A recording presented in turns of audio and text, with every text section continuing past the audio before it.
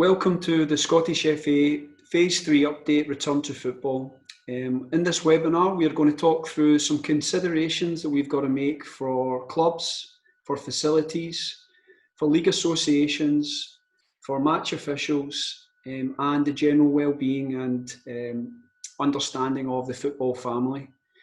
In this session today, we'll talk through, we'll have guests from a couple of different departments within the Scottish FA and also our partner Sports Scotland. And this will be available through our YouTube channel, through our Return to Football hub and through social media outlets. Welcome to Paul McNeill. Paul, thanks very much for agreeing to speak to us today. Can you just give us a little bit of an update about how we've got to this stage?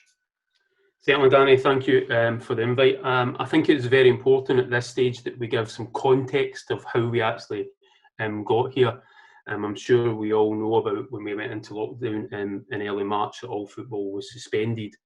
Through the government's decision-making process in terms of having a route map back out of lockdown, we had a grassroots joint response group that is made up of all the stakeholders involved in Scottish football. All the ANAs and affiliated leagues within the non-professional game board. What we set out to try and achieve at that point in time was to work towards how could we get people back onto a football pitch in a safe and controlled manner. And as we worked through the guidance, we managed to start to put in some training guidance, and that's allowed us to move through. We are now in phase 3 of the government's route map back, which allows us to start to do a little bit more. The next phase for us was always moving from training into match play, which was always going to be the most challenging. And I'm sure throughout this call today and out this webinar, we will see how many things we have to put in place to ensure the safety of everybody involved in the game. What we've managed to do is work with all the stakeholders to bring through an opportunity to make sure that we have good guidance in place. So we've worked with everybody. You will hear from a number of the departments round about here to put the good protocols in place, and how we can work hand in hand with the government and other strategic partners being Sports Scotland or COSLA to allow that to happen. What you will hear throughout this webinar today is everything that goes hand in hand. Scottish football is no different from the general public. We are very fortunate that we have an exemption to have contact when we are on a pitch, and we are very grateful from the Scottish Government, Sports Scotland and other stakeholders to allow that to happen. As we walk through this, you'll see in terms of our timeline, which is on the next slide, that we have our roadmap back. So when the Scottish Government announced this bit, this was the opportunity that we had to move from our training protocols and allow us to have a timeline. So from the 24th of August, we had larger groups then training, and we were always aiming for the 12th of September to be able to lift the match suspension to allow people to participate. So we're now moving towards that. This will show us how we can do that. There is some indicative dates still to go on, for example, on the 14th of September, about some more into contact, but we'll update that in due course. So again, Danny, I thank you for the opportunity to speak about this. It gives us a great opportunity. We thank all our stakeholders, but more importantly, I think today we thank all our clubs, and we hope that everybody can abide by our guidance, even though it might be a little bit tricky. And I think, as we always say, if it feels like you're doing something normal at the moment in time, you're probably doing it wrong. It will feel a little bit clunky, but let's all work together and we might be able to move the next steps forward. So thank you again, Danny, for this opportunity, and I look forward to the return of some of our match play activity. Fantastic, Paul. Just through the course of today, we will talk about different implications and how it's going to affect different parts of the game. The first thing is from a club perspective, and we have Karen McConnell as our club development manager for the South East region. Karen, thanks very much for agreeing to speak to us today. Could you just give us a little bit of a background about some of the protocols and the return to training guidelines and how that's affecting the clubs in your area and across the country? Absolutely, yeah. I think it's good, as we're all looking forward to matches coming back into play, that we just have a bit of a reminder in terms of the wider context for training and all the activity that's going on based at the clubs. And it's probably worth reiterating at this point that age really remains the biggest risk factor in terms of the spread and the impact of the virus. And it's very important that we're all very careful not to let complacency set in terms of groups congregating in and around activity as we get more going, and that's why as well you'll see throughout all the guidance that there are different guidelines for different age groups, so depending on whether the group is children, young people or adults, because the older you are, the bigger the risk is for the spread and the impact from the virus. So that's why we're also, as much as possible, really trying to ask parents and carers not to congregate, so not to stay and watch training, not to stay and watch match play, because we want to take every step that we can as part of the football family to be responsible, to do our bit to suppress the spread of the virus. So you'll see that the latest guidelines that came out for training did allow for increased numbers at training and increased kind of flexibility for clubs in terms of how they organise their pitch setup to accommodate at training. So we'll go into a little bit more detail for the different age groups. So the next slide just has, in terms of children and young people, what the activity can look like at the training.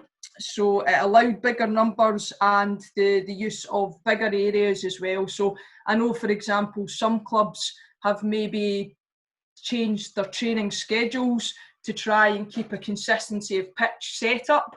So younger players who a quarter of a pitch with 15 players and up to 2 adults, as you'll see from the detail there, is more than enough space for some of the youngest age groups. So it could be that Tuesday nights, for example, are for children's age groups, so that the pitch just needs to be set up in quarters and doesn't need to be moved, so there's less people touching equipment, touching cones, everyone knows what the setup is. And then maybe the Wednesday night is for the youth and adult teams who might prefer bigger numbers on a third of a pitch, or it may be that you give 6 to 8 the earlier time slots for those younger players using the quarter of the pitch. Then it's just once the pitch might need to be rearranged into thirds or halves. But just a reminder as well that we've changed a little bit of the guidance now that some indoor activity is permitted. So for children and young people, so children being under 12s and young people being from 12 to 17, outdoor, it's full contact training allowed. So once they cross that white line onto the pitch, the children and the young people don't need to physically distance within their player bubble, but we're always asking that the coaches, the adults, do keep that 2 metre physical distancing. Once all members of the training group come off that white line, so the players and the adults, just to keep things simple, keep consistency, we would recommend that everyone does 2 metre distance, so that if you've got a team that might have 11 and 12-year-olds, although the 11-year-olds through government guidelines don't need to physical distance, just from a point of view of trying to keep track of who's meant to be doing what and consistent messages, we would recommend once they step back over that white line off the pitch, everyone just adheres to that 2 metre physical distancing. Indoor facilities do abide by the same ratios. So if we talk about a quarter pitch outdoor, that translates to roughly a 5-a-side court indoors.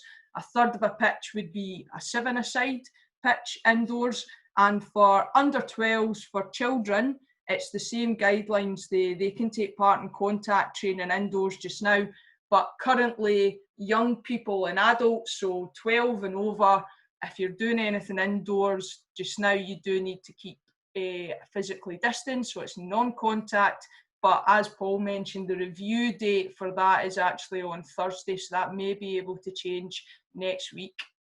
And again, just to go on about how we would, as much as possible, ask for parents and carers not to stay and congregate at training and games.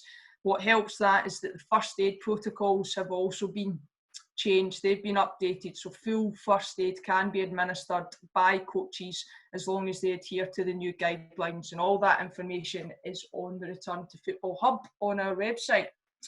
And the next slide will just show the slight difference you'll see in terms of adult permitted activity. Because we've got that increased risk with the older age groups, it is smaller numbers permitted within that area. So outdoor is still contact once they cross over that white line. So if it is football activity at a football pitch, then it is allowed to be contact. The physical distancing is kind of put on hold while you go onto that pitch in that group.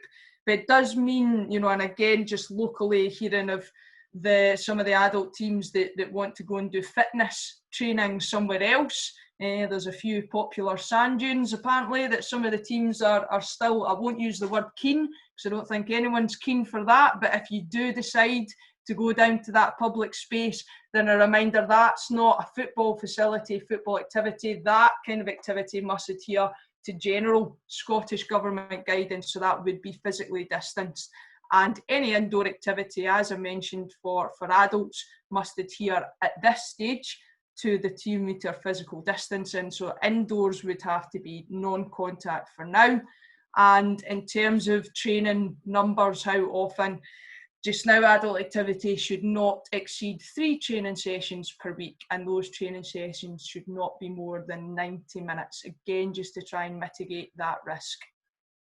The next one, in terms of the facility setup, it's a lot of great work's been done by the clubs, and just want to add my thanks there for the time and effort that our community clubs and our facilities have put in.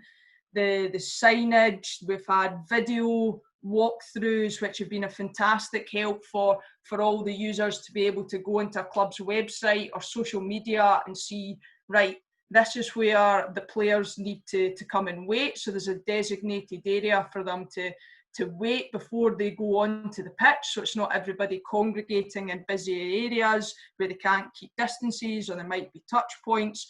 They know there's maybe even a one-way system when they get onto the pitch, that one gate or one area of the pitch, if it's more of an open area, is where you come in.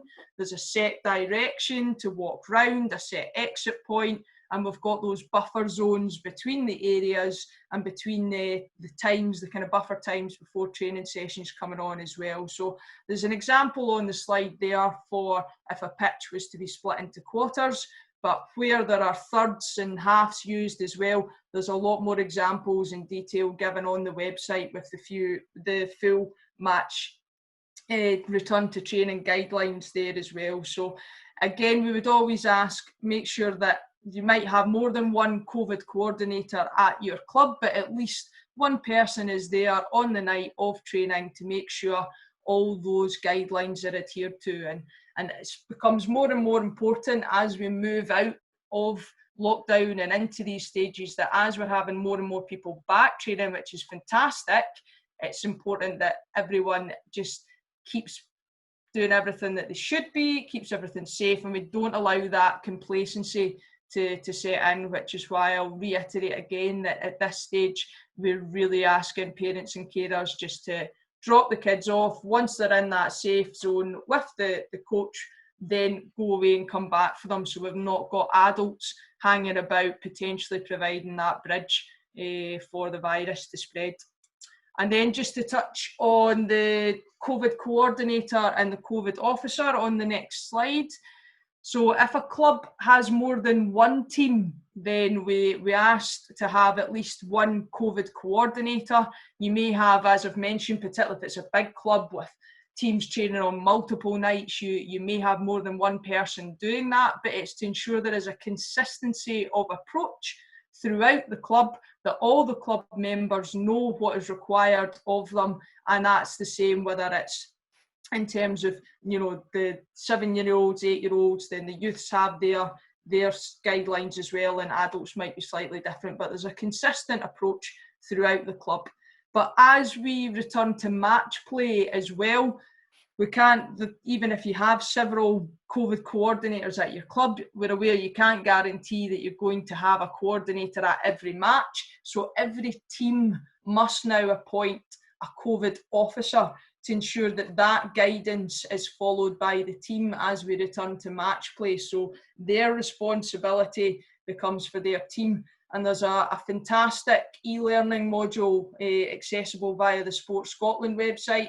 It's very straightforward, very quick, very informative, and you get a certificate at the end of that. So every COVID officer, and there must be at least one per team, must go and complete that training and request their certificate and send that into their club to evidence that they've gone through the training. But it's such a good module and so easily accessible that actually as best practice, we'd recommend every registered official at a club goes on and does that, so that everyone knows how to play their part in keeping all the members and all the participants safe. And just on that point of safe, this is probably a great point to remind everyone as well, to ensure that your club members know who your child wellbeing or your welfare officer, if it's older players as well, because we're very conscious that lockdown and the postponement of football has had a massive impact on people. So we're aware that health and wellbeing will be something that we'll need to spend a lot more time in supporting. So a simple thing that clubs can do is just make sure all your members know who to go to if they're having any concerns, and together we'll see that safe return back to the game that everyone's been looking forward to. Thanks, Karen. As you've highlighted, there's a number of considerations I think that clubs have got to make, and you made a really interesting point with regards to COVID officer training. Just to show the scale of football, there's been 8,000 people who have completed that course so far, which is a huge number. And there is a slight delay in terms of the certification coming back to you, so I would stress to just please be patient. Once you've completed that course, our friends at Sports Scotland are doing their very best to kind of turn around that within between 7 and 10 days in terms of the certificate coming through to you. So please, and as you've said, I think it's a fantastic course, and we would encourage every club official to go through it. One of the really important points you made there, Karen, was with regards child wellbeing, and I think just wellbeing for players across the age groups from different teams and environments. And we're very fortunate to have Alison here from our child and wellbeing team, who's here to talk us through some of the considerations and some of those really pertinent points that we've picked up on already. So thanks very much for agreeing to speak to us today, Alison. No problem, Danny. Thanks very much again for the invitation. There's a couple of areas I was just going to focus on over the next few minutes, which are communicating with children and young people and involving them in the club decision making in this area, and then secondly, implementing our child wellbeing and protection policies and procedures throughout all of the phases of the return of football. Now, in all of this work, it's really important to remember and to uphold our child wellbeing and protection values in how we go about planning and preparation and implementing the return to football guidance. So just as a reminder, in everything that we do in relation to children and young people, we must be inclusive, we must be approachable, we must be empowering, and we must be accountable. So if we can move on to the next slide. For many children and young people, the return to football, and particularly the return to playing matches, has been long awaited and something that they've been really, really looking forward to. But it's really, really important that we remember that everyone's experience of the pandemic to date has been different. And so as a result, everybody's feelings about the return to football will be different, and we need to be really mindful of this individuality when we're planning the return to football. We also need to be really mindful, as Karen has said, that people's mental well-being in particular might have been really affected during the last few months. So this all means that some people, and here I'm talking about children, young people and adults, some people will be worried and anxious about coming back to football. Some will be super excited and delighted to be back, and most others will probably have a mixture of these feelings. So regardless of how people are feeling, we know that there's lots and lots of questions that people are going to have, some of which can be answered and some of which we can't answer at the moment. Now, from the perspective of children and young people, we asked the Scottish FA's Youth Ambassadors of Change to tell us the questions that either they have, or if some of them are involved in coaching children and young people themselves, the questions that they've been asked by the children and young people that they coach. And this slide shows some of the questions that they have provided to us. And what you'll see is a real mixture of questions and issues that the young people have. We've got those that are related to the pandemic and the worries about contracting the virus themselves and about passing it on to their family and friends.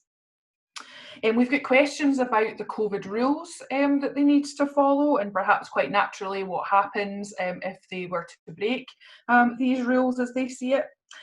We've got a lot of questions about the practicalities of things that are happening. So where do they get changed? Can they use the toilet? Do they have to use hand gel when it's provided? What's it like to have your temperature taken? Can they touch the ball? Why can't they touch the ball? All those sorts of really practical things. And then we've also got a group of questions about kind of returning to playing football. So are they fit enough? Are they still going to be as good enough? And are they still going to have fun when they're back at football? And of course the question that I'm sure we're all wrestling with about when things will get back to something like we knew them earlier in the year. So in all of this, communication's absolutely key and should be central to the planning and the delivery as club activity develops. And it's essential to involve children and young people in the planning as we move through the different phases, really as early as you possibly can. So in terms of how to do this communication with children, we'd recommend that you really talk about what has happened. So particularly at the initial sessions, as you're moving between the different phases, it's really important that we normalise the conversation about the pandemic and how and the different thoughts and feelings that everyone is going to be having about it. Be calm and as informal as possible in explaining what is happening at the club and why. Be consistent, open and honest. And acknowledge that we simply don't have all the answers to the questions right now. Don't be worried about repeating yourself. So these should be regular and ongoing conversations that you're having with children and young people at the club. And it might take the young people a wee bit of time to take on board all of the information that they're being given. And importantly, you should explain how young people can express any worries or concerns or ask questions they might have around the return to football. Now, you might have children and young people within your club where you're aware that there is existing concerns about their well-being before the pandemic. And we know from evidence that these are the children who are likely to need the most support to recover from the effects of the pandemic. And so it's important to recognise that when you're communicating with these children and young people and supporting them in their return to football. And on this, don't be afraid to seek some support from wellbeing and protection professionals or inside or outside of the game if you are in this position.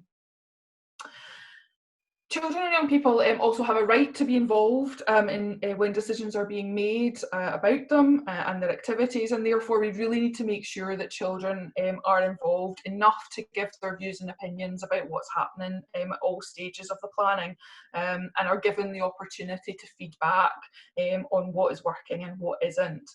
So some examples of things that we know are happening.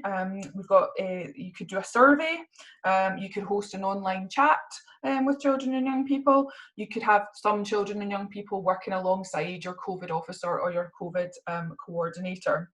Now, it needn't be something that creates lots of additional work for the club. It could be as simple as asking children and young people what they think at the end of a session, what went well for them, what didn't go so well for them. And getting this perspective will always be a really valuable perspective for the club's planning. So although I'm here to talk about children and young people, adults at the club are also likely to have lots of questions and their own worries and fears about the return to football. And so because it's these adults that we're needing to support children and young people with their questions, it's really important that part of the planning that the club is doing is about supporting the adult volunteers as well. So if we could move on to the next slide. In terms of our child wellbeing and protection policies, procedures and practices, we should firstly recognise that all of the work that you're doing around responding to COVID and everything that you're putting in place is safeguarding. Everything that you're planning and you're putting in place is for the purpose of safeguarding children, young people and adults from risk, in this instance from COVID. So well done to everyone for all of that. So as Karen has touched upon, every club needs to have a child wellbeing and protection officer, and it's essential that they're involved in the planning and preparation at all stages of the return to football.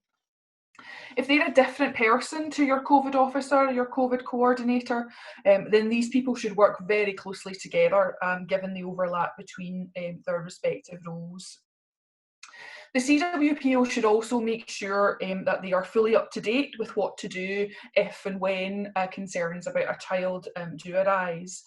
Unfortunately, we know that home is not always the safe place it should be for children and young people, and so the extended periods that they've been spending at home in recent months will not have been a positive experience for some children.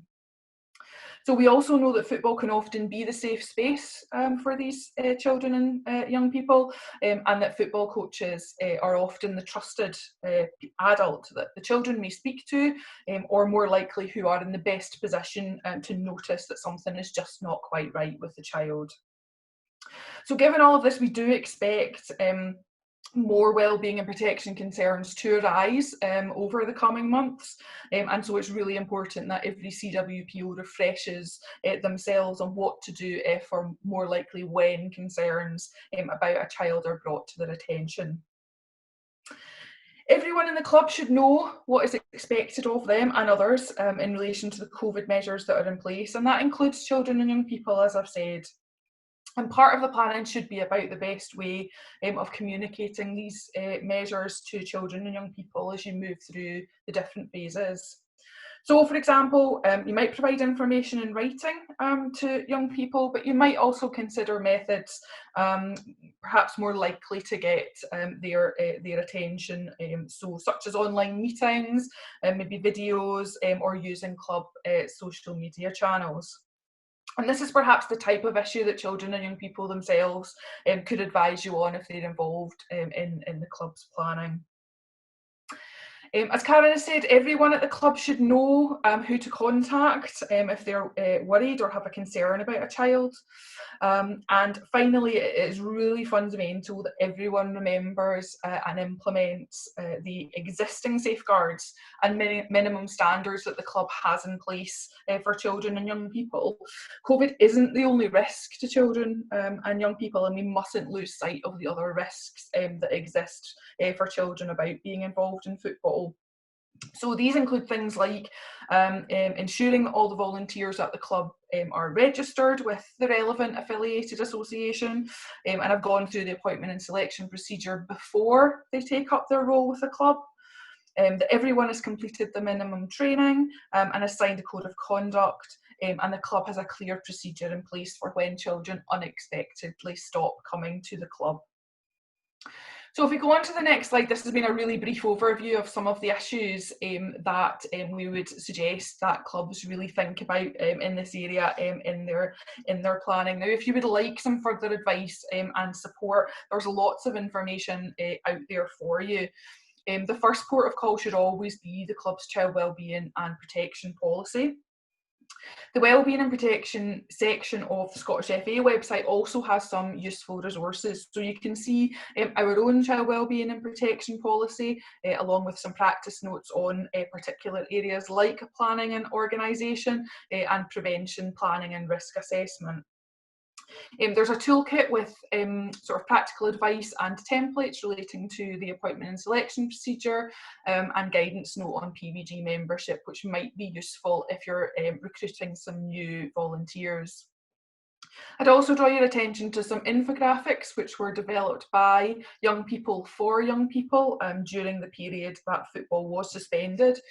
So these cover things like staying safe online and reconnecting with football, which might be useful for you to use in your communication with children and young people at your club.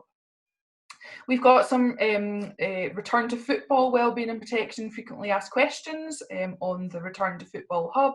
And there's also a guidance note prepared by Children First looking at the child wellbeing and protection considerations around the return of children and young people to sport. Generally, you can attend any of our free child wellbeing and protection training, which you can access through the website. We offer e-learning as well as Zoom sessions at the moment. Or finally, if you have any specific questions or would like a bit more information, then you can contact your relevant association or league if you're a member of those, or in any event, please get in touch with us at the Wellbeing and Protection team, the email on the slide there, and we will do our best to help and support you. Fantastic. Thanks, Alison, for that really comprehensive overview in terms of just some considerations that the clubs can make. And I think that very much like the COVID officer, everybody has a responsibility at the club for wellbeing, and everybody has a responsibility to look after their members. And I think it's really, really important that this is a message that gets shared and instilled across all clubs. Really, really important. If we just move on now, one of the considerations that we now have to really make is that this idea of return to match day protocols. So we have Cammy Watt, who's our facilities manager, and Graham Finney from the facilities team at Sports Scotland, here just to talk through a little bit around about the protocols and the guidelines that are in place with regards to facilities, and also how clubs and any user is going to be using these facilities and using them on match day and beyond. So Cammy, Graham, thanks very much. I'll leave it over to you guys then just to talk us through these kind of next stages. Thanks. Okay, thanks, Danny. I'll hand over to Graham in a couple of minutes to take us through some of the higher level guidance that we've been working on with Sports Scotland throughout the return to football. But just some key information there for you folks in bullet point format. Some key dates: Saturday the 12th of September. Local friendly games are being permitted, which I'm sure you'll be absolutely delighted about. The key words there are subject to guidance, of course. There are some fairly firm rules in place in and around this, and we would obviously ask that you adhere to these at all times. Any breach of the protocols that we put in place can lead to a risk. So, please be aware of that. Enjoy getting back to your football, but at the same time, do it within the good, solid guidance that we've spent time developing. As has been mentioned before, that this guidance applies across the game. The national affiliated associations have been engaged throughout and is obviously at a highest level in accordance with the government's Phase 3 guidelines that were published a couple of weeks ago now, back on the 20th of August. At the moment, again, sorry to repeat what's gone before, but the match play guidance at the moment is for outdoor activity only, although we're hopeful that may change imminently. But as you, I'm sure, appreciate with the ever-changing picture that it is out there in the wider world, that may be subject to further restrictions that some local authority areas are undergoing at the moment anyway. The social distancing, physical distancing applies whilst on the pitch, and really important that all adult coaches remember the 2 metre physical distancing at all times, irrespective of whether they're on and off the pitch. And a sensible one, I think, for all sorts of reasons. At this moment in time, let's not be travelling significant distances to undertake games. So as localised as possible, bearing in mind that the geography of Scotland sometimes doesn't make that easy. And obviously our friends in the north and west of the central belt, sometimes have to travel a longer distance to play games or not play football at all, and we would certainly not advocate the latter. So just please, common sense as ever, which really underpins an awful lot of the information that we're talking about today. Again, a club's responsibility to follow all the guidelines applicable to them and make that return to match play as safe as possible. And as ever, the Scottish FA Return to Football Hub, I'm sure, is a well-visited site by you guys now. Please, if you're in any doubt at all, the information that you need will be there. And if you're even struggling after that, please get in touch with your local regional office, and people like Karen will be only too happy to help, I'm sure. what we did to try and make this understandable, because obviously in any one match day, you know, across the game, we're talking about facilities from local grassroots facilities right up to, you know, the very top of the game, is to try and make that as easily understood as possible. And we created the sort of red, amber, green zone approach, which, as you might imagine, is, you know, similar to a traffic light system, I suppose. But with the red zone very much being the competition bubble and the area where only players and officials can enter. And the only exemption to that is when first aid is required from the relevant club official. The amber zone, as you might imagine, immediately around the pitch is the area to only be used by coaches, officials and substitutes. And again, ideally, it should be a minimum of 2 metres from the red zone, and people within that zone be staying physically distanced. We are aware of the challenges that there can be. There are some facilities that are tighter than others, and having 2 metres between the respective zones might be difficult. But the reality is, if a fence gets in the way between one zone and another, then that fence should be acknowledged. And as Karen alluded to, spectating at the moment, we aren't recommending at all that parents and guardians you know, stay around for the activity. It's very much a matter of dropping your children off and then moving to a safe place, ideally, you know, away from the facility, so that we don't have to consider significant numbers and deal with the logistics of that. The green zone is the bubble for access to the pitch, and again, the 2 metres from the red through the yellow gives us a green zone 4 metres away. Again, people in that space need to remain physically distant. I've got an example of that in terms of what it might look like.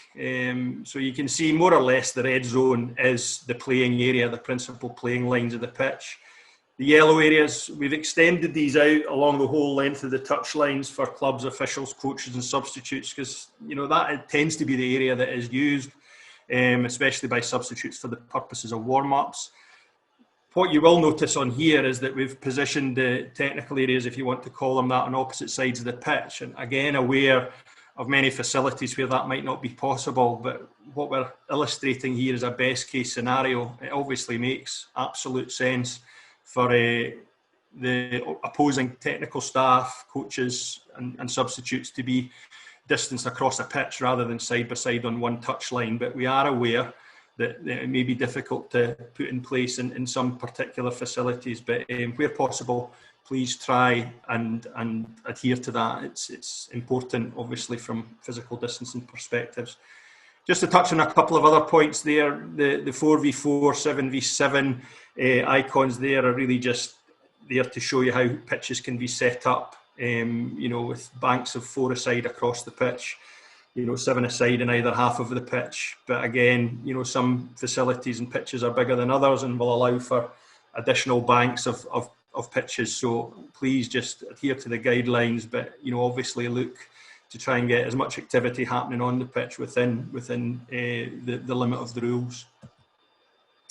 At this point, I'll pass on to Graham Finney from Sports Scotland. Graham's been fantastic in helping us to develop, you know, some of the guidance for football specifically in his role at Sports Scotland and very much liaising with the government at a high level in terms of the wider government guidance and how that filters down into a sporting environment. So, Graham, I'll let you take on the next few slides from here. Yeah, thanks, Cammy.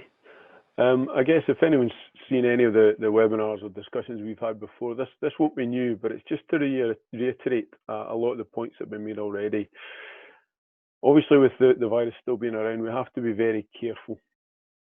And when we're hiring or leasing facilities, or even if it's your own facilities, you must be aware of all of the protocols that are in place.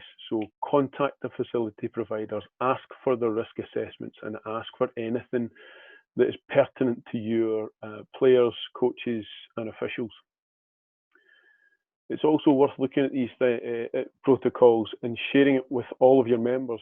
But as we move into the match day, return to playing, share it with the visiting teams as well, so that they're aware of how they should arrive. And what we talked about in previous webinars was that journey from roadside to pitch side. So make sure that everybody's aware of how they arrive at the facility, the drop off and pick up points. There may be more than one entrance. It's just so that everybody's aware and everybody can be very clear about how they are working in and around that facility, depending on their job role.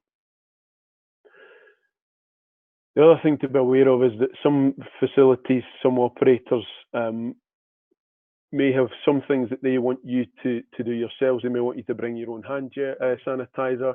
They will have enhanced cleaning regimes. They'll make you aware of areas that may be marked out of bounds, areas that are restricted. So when you're there and looking to play football at the facilities, you just have to be aware of that as well. All of the facility signage should be clear. If it's your own facility, make sure that you've got very clear signage. Some of the things Cami and I talked about before was having signage at 2 levels so that the younger people can see it and they're not having to look up. Maybe use more graphics as well, so they're not reading things too much as they're walking from the car to the pitch side. The other thing to be aware about as well is track and trace. Whilst it is the responsibility of the facility provider to maintain records of users, there's an onus on the clubs to make sure that everybody provides those contact details to the facility provider. And that's to support the NHS Test and Protect. We must make sure that if something does happen, that we are able to contact everybody who's been at that facility to make sure that they're safe and that they can self-isolate and protect as many people as possible. Another thing to look at as well is making sure we get our timings right. We want to minimise dwell times. We want to minimise people congregating, avoiding bottlenecks of people arriving and leaving. And that includes drop-off and pick-up with cars and other forms of transport. So it's just being safe when we're moving through. If we move on to the next slide, the changing areas. When we're looking at moving indoors, one of the things we are looking at is how to keep people safe indoors. And whilst sports halls and large areas can be made safe with increased ventilation, minimising capacities, we all know that changing areas tend to be one door in, small spaces, and mostly communal showers. So the recommendation at the moment is not to use changing rooms unless there's exceptional circumstances. That would be people with disability or any other needs that would require a changing room. Showering does actually promote aerosols, which is another transmission point. So there's no showering facilities at this point as well. When we think about changing rooms as well, if we were to open them up right now, it'd probably be about 4 or 5 people per changing room. So you can imagine how long that would take for people to filter through, and that would be also part of your time on the pitch. So just if we take them out of play at the moment, it means we can get on and off the pitch quickly and play safely. Once we get through further stages of easing a lockdown, we'll start to look at that in more detail, and we'll see how much we can actually open it and access that. We're talking to Sport England today, and we're looking at how we can maybe work with them to collaborate and see about making some changes to guidance to make changing room areas safe, and come up with some ideas about how we can give some guidance on safe changing areas. But at the moment, not in use because they are an area of high risk for transmission of the virus. Thanks, Graham. I think just before we go on, I think it's worth reiterating the point you were making about the responsibilities for the collation of the information. We've obviously, in previous versions of our guidance, laid a heavy onus on the clubs initially to capture that guidance, to capture that data, probably more particularly where they've been maybe utilising open space. And because we've not been able to access facilities until more recently, and that's obviously meant that the clubs, were solely responsible for maintaining that information in the event that they got, the unwanted phone call from somebody asking or letting us know that somebody had contracted COVID. I think it's important to reiterate that now we're moving into a stage where we're using more formal facilities, that transfer of information from the club COVID coordinators and officers to the facility provider is absolutely critical, because it's likely that the track and trace people will phone the facility in order to gain access to the data should that type of incident occur. Would that be right to say? Yes. So it goes for the activity on the pitch as well as off the pitch. So if clubs are using additional spaces within their club rooms, pavilions, they need to be the responsible party maintaining those records, but also making sure that they're maintaining them within the GDPR regulations. I think it's 21 days they hold them for. So that is crucial that everybody maintains those records, as I said, to assist in the NHS Test and Protect. Yeah. So I think a key message there is when you start to use a more formal facility, the local authority or leisure trust estate, is to identify perhaps at an early stage, who your key contact at the facility would be, and make sure that information is in their possession in the event of any unwanted phone calls, as we say. Yeah, and I think it's probably worth noting that the rules changed on that when it was the opening of indoor facilities. That's when it became mandatory for facility operators to maintain those records of users. Brilliant. Okay, thanks, Graham. This next slide, as you can see, the game in numbers. I'll not go through it row by row, column by column, but if you can access this document on the Return to Football Hub, it'll certainly give you some pretty clear guidance as to the numbers of players and indeed other participants in and around football activity, match officials, etc. This is the point I was making earlier, where these numbers are there to be adhered to.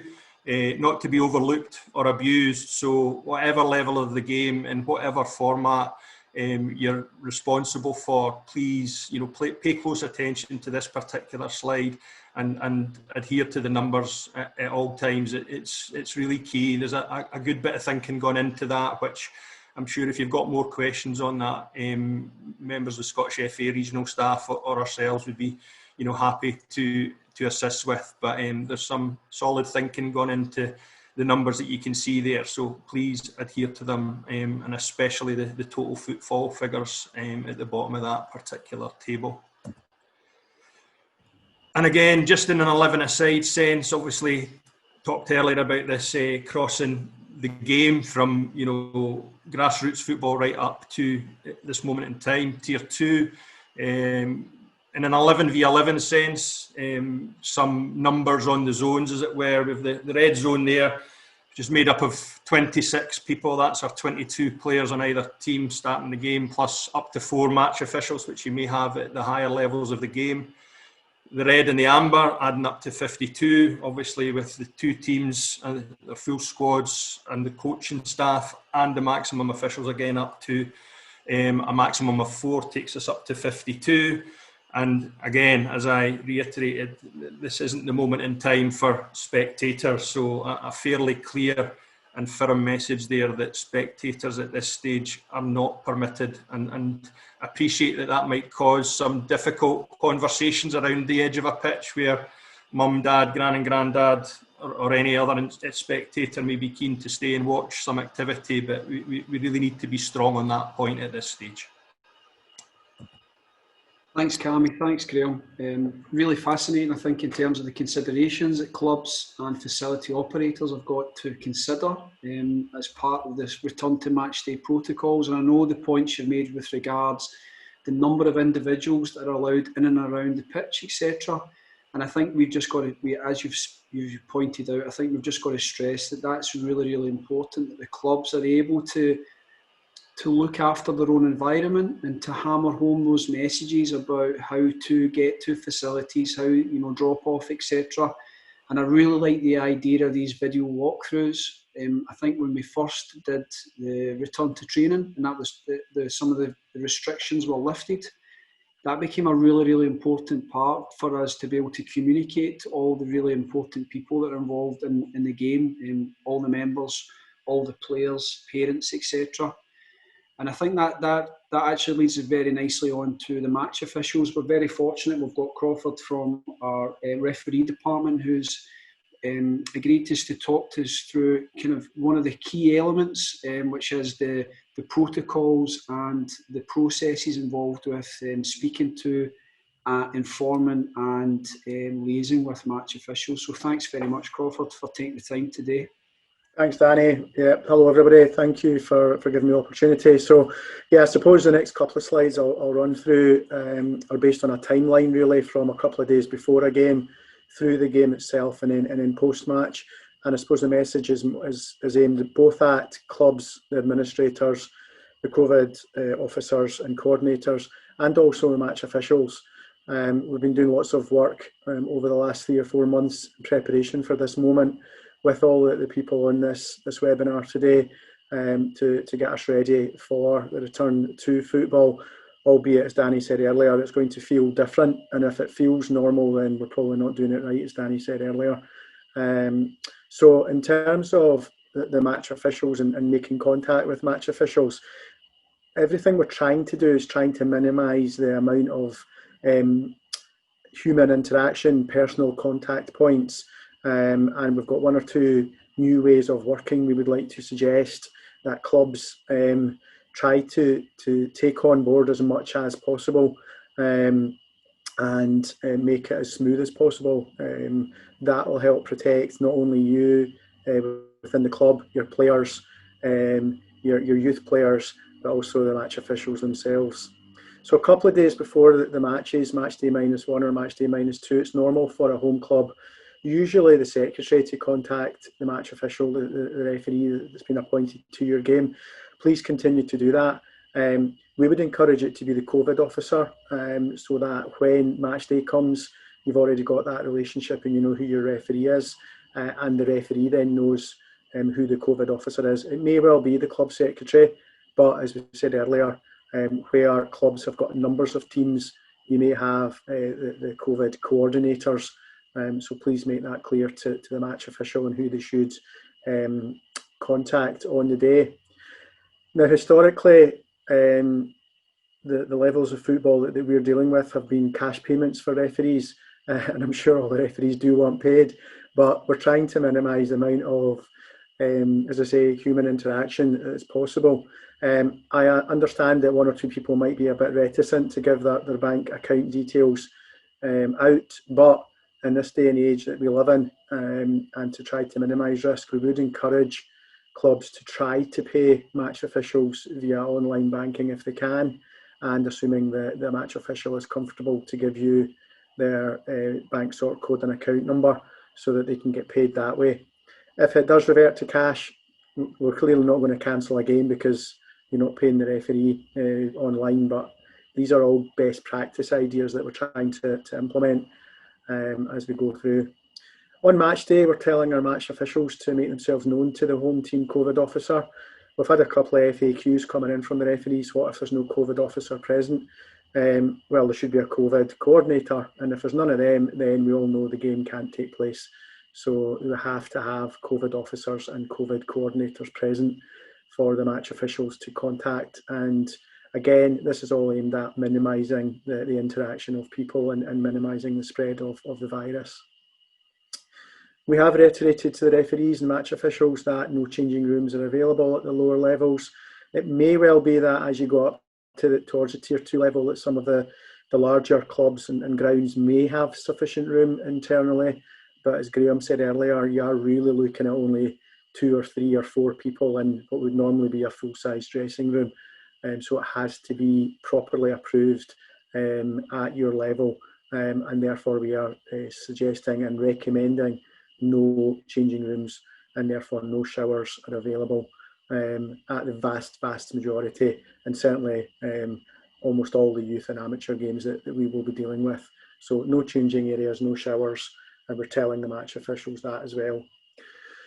Now, match officials tend to work on their own, maybe with a couple of assistants, but we certainly don't have coaches or managers at the sidelines that can look after valuables. So we are asking the home team COVID officer to please act as the point of security for the match officials, so that their car keys, maybe their mobile phone, maybe their drinks bottle, which should be clearly marked with their name on it, you could look after that for them.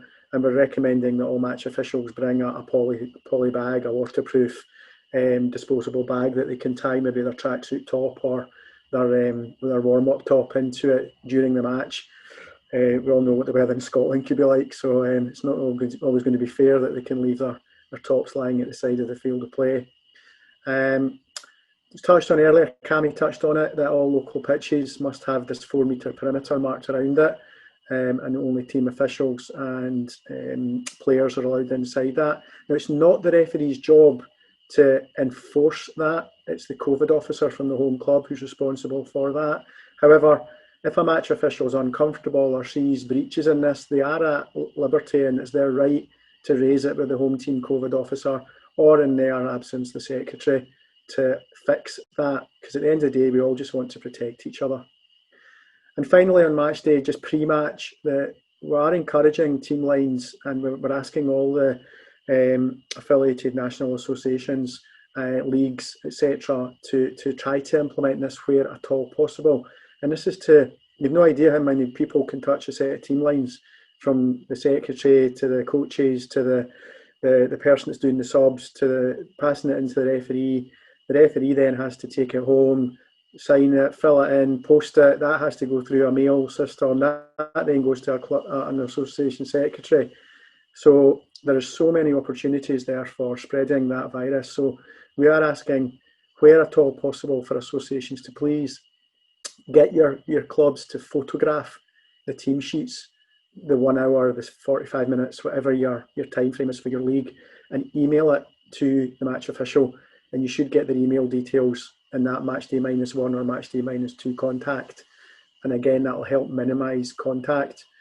The referees have all been advised and trained and coached that if you get a player that's injured, you can just retake the photo of a new team sheet signed by the relevant team official and still send that, so you can still manage that properly. So that's all the pre-match stuff. The warm-up stuff's all covered in other presentations. There should have warm-up areas on your fields, on your pitches for the match officials, but that's covered in other documents. At half-time, where there's no changing areas, we're advising the match officials to take the centre spot, to take the centre circle. The two teams should remain on the field of play, socially distanced. And as current guidance states, at that time only the players on the field of play on that half and up to the three coaches can enter the field of play. We are not encouraging the use of substitutes coming on to kick the ball about or on the field of play, and we're asking our match officials just to keep an eye on that. Again, a friendly word of warning should hopefully self-police this. We don't want to be the big bad people that are coming over to tell people not to have fun, but please, if you're in charge of the club, keep the players that are not on the field of play off that red zone. And then post-match, we're just trialling the officials that if there was any disciplinary issues, normally after a match with a manager or a coach or a player who's leaving the field of play, in old money, we would get the club secretary in. We'd advise the club secretary and maybe the manager in the referee's dressing room and give them the courtesy that they're being reported. Clearly, again, we want to minimise that. So we're again advising the referees that they should contact the club's COVID officer. Again, it's minimising the contact. But failing that, the club secretary, just to give them that courtesy that there was maybe an incident coming off the field of play that might be getting reported. So that should still be advised to the clubs. Again, we're advising the match officials to get their valuables back from the COVID officer, no changing or showering, and in line with the protocol for your exit areas and the exits from the field of play and from your stadiums, the match official should just leave from that point onwards. They then go home, and then this has been working pretty well. I totally appreciate it's in the SPFL, but the photographing of the team lines has worked very well. The referees then email that, post that to the Scottish FA extranet as usual, or to the relevant association, and they can just email it into you, into the club, into the league association secretaries. Again, it minimises the personal contact and hopefully minimise and take away some of the risk. So as you can see, that was a short walkthrough of the timescale from a match official's perspective. I've sent out to all of our referees across the whole of Scotland a pretty detailed document over the last 2 or 3 days. So they've all got this and more, and they should be aware of all this. So Danny, that's really the walkthrough from the match officials' perspective. Great, thanks, Crawford. And I think you make a really important point with regards to the match officials don't have that network and team around them as well. So we do think it's the responsibility, particularly of the home team, to create that welcoming environment for the match officials on match day, and just make sure that they're looked after as well. So I think that's something that we can all play a part to do. So thanks very much for that. We're nearly finished the presentation. Cami, if you can just move on to the next slides. What we've basically done is, through the Return to Football Hub, we have some protocols and some checklists that we've created. This one really is round about what clubs and coaches have got to consider to allow their match day activity to take place, and we're using the matches acronym to try and highlight some of the key points from that. And we've talked through all of these instances through the course of the webinar today. If you can just move on again. All details, all match day protocols, all return to training guidelines, information on activity providers and facility providers are all in our Return to Football Hub. And as Cami and a few people have actually said during the course of today, the information coming from Scottish Government, from our friends and partners Sports Scotland, is changing daily. So we will do our very best to upload and change the information as per matchday protocols, etc., on the Return to Football Hub, and that's the best place for you to signpost all of your members at your club. And what we have done as well in terms of facility protocols and for the facility providers, just reflecting very much on the Sports Scotland guidance. It's a plan, prepare, protect and review. These are the things that we're asking our clubs to consider, and we would probably say the same again for you as a facility provider. In the next slide, again, we'll just talk about the information which is available via the Sports Scotland website, which is really first class, and we've also got links within our Return to Football Hub as well, which will hopefully give you an overview as well. Fantastic. Cami, if you just move on to the final part, that's the Return to Football Hub content, so please go along to that. If you have any further questions, happy to pick them up individually within the regions or from a national perspective, and we can certainly reach out to all your relevant contacts as well. In terms of frequently asked questions, just there's a couple of things I just want to pick up with some of the speakers today. Firstly, the idea of maximum numbers on a football pitch. Paul, we've had some consideration with regards, we've allowed up to 30 on half a pitch. Can you just give the background about why that's the case? Yeah, Danny, I think working with the Scottish Government, of course, we look at the kind of gathering of numbers, and of course the Government's recommendation was to try and keep those numbers as small as we possibly can. So we've worked through numerous settings to try and make sure that we understand how many people we can get. As we say, we probably had vast numbers coming on in a previous life in terms of before lockdown. But again, if we bring the numbers down and we reduce that, we reduce the risks. I think Crawford and Alison spoke about these things. We're trying our best at this moment in time to limit risk. We can't eliminate it, but what we can do is put procedures in there. So with lower numbers on a football pitch, we then make sure there's not as much travelling going on, there's not as much contact on equipment, and so on and so forth. So those numbers might sound a little bit strange, but there's been a lot of work put in behind that with all the partners we've got from Sports Scotland to COSLA to the Government. Great, thanks, Paul. Karen, just one from your point of view. We've asked questions with regards clubs who are playing club-based festivals, 4v4, 5v5, for example, and also for their friendly games as well. Can you just talk a little bit around about what that process would look like from a club and a local level?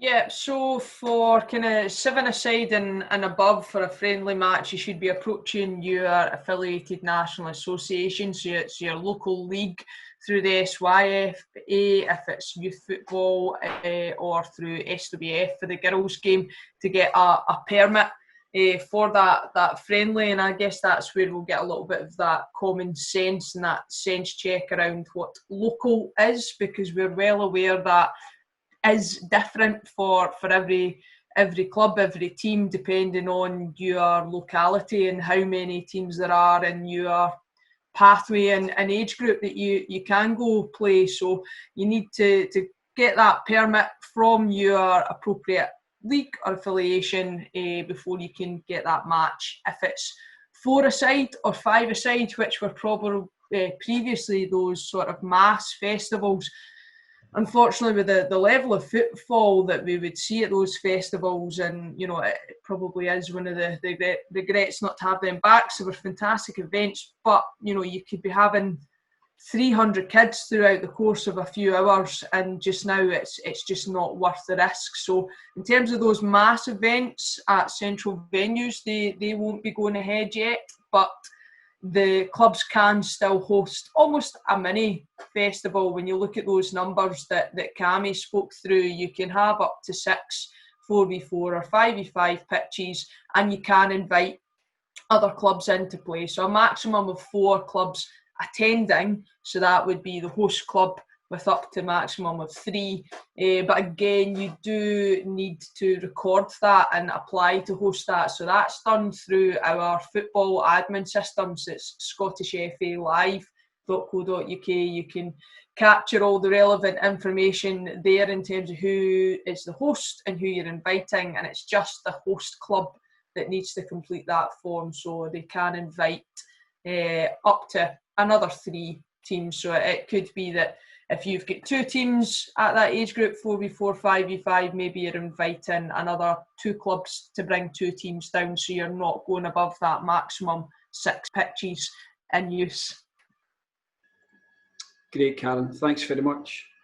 Just again, some of the questions that we get asked with regards to spectators. I know that both Graham and Cami have reiterated the fact that particularly for those clubs who have got grounds and stadia that, that spectators are not allowed. Alison, I know that we've talked in the past with regards, there will be certain instances and circumstances where people or where parents or guardians will be required to assist. Is there anything from a practical point of view that clubs are able to pick and do to make that happen? Yeah, Danny, I think it's really important. This is part of the engagement that you have with children and young people and parents and carers. There will be some children and young people who, for various reasons, will want to have a parent nearby. So they want to know that their parent is within kind of relatively close proximity. And part of us being inclusive in terms of football is that, we shouldn't be kind of discouraging that if at all possible. So I would encourage clubs to have those conversations with your children, young people and your parents. And if you do have a situation where in order for a child to take part in football, they really need to have a parent nearby for their own sense of kind of security and well-being, that you have that discussion and the kind of relevant protocols are explained to the parents, so that if they are remaining nearby, where should they remain nearby, the expectation is that they remain physically distant, etc. Great, thanks, Alison. I think just the final point from Paul's perspective, I think just to reiterate, it's a massive thanks on behalf of all the clubs and everybody else involved in football to get us to this stage, Paul. Yeah, Danny, I couldn't agree more. I think we've been on a huge journey. We're living something through live time, so sometimes it feels as if we've said something one day and it changes the next day. I think when you've listened to everybody who's spoken so passionately about what we're doing, from looking after people, and that's most important, whether or not they're young people or older people, it makes no difference. It sounds ridiculous when Crawford mentions changing it by email, but of course these things that we're trying to do to bring our sport back so safely. I think over the whole of lockdown we've seen our clubs step up to the mark and do things that seem strange to them, seem strange to everybody. If we collectively work together and we do the things that sounds a little bit difficult, and we take our time, we bring the sport back safely. And I think that is the most critical part. We miss it, we miss playing it, we miss seeing our friends, but more importantly, we have a pandemic on our thing, so we have to think about those public health guidance. Think about the facts campaign from the government, think about high hygiene, do all these things, keep physical distancing, follow the guidance to the letter of the law, It's not there for a laugh, it's there to help us. And if we all work together, Danny, I think we can bring this sport back in a safe manner and a controlled manner, and also help with the whole of the country recovering from lockdown. So I thank all of our clubs from the bottom of my heart. I thank all our speakers today for giving up their time to bring this to life. And I'll look forward to the massive safe return for us actually having some games going on. And I'm sure we all will have a smile when that starts to happen. So thank you everybody for your time today.